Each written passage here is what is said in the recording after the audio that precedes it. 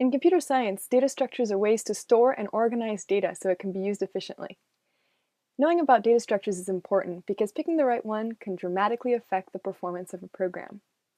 Let's look at two of the simplest data structures, stacks and queues. First, stacks. The word stack in computer science is used a lot like it is in English, so let's think of a stack of books. If you want to add a book to the stack, you'll add it to the top. And if you want to get a book from the stack, you'll start from the top as well and remove elements.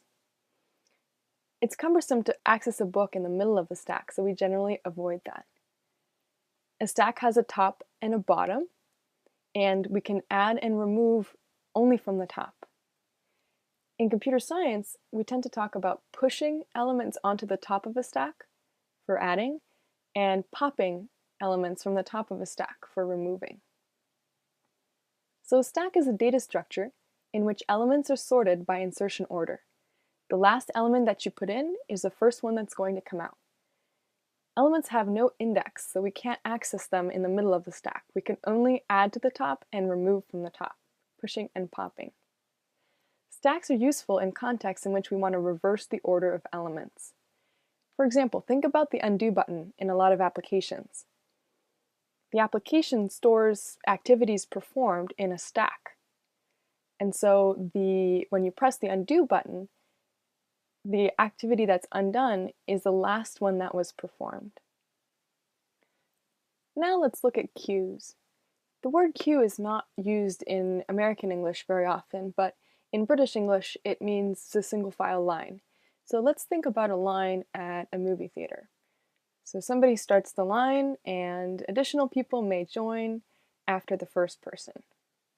And the first person to get help will be the first person who joined the line. So queues have a front and a back. And we can add elements to a queue only from the back, and we can remove elements only from the front. In computer science, we might talk about adding as enqueuing and removing as dequeuing. Just like in stacks, elements in queues don't have indexes, so we can't access them directly. Again, think about the movie theater line example. The person working at the theater can't just ask the person in the red shirt to come and be helped. The patrons get helped in order. So a queue is a data structure in which, just like stacks, elements are sorted by insertion order. However, in queues, the first element that you put in is the first one that comes out.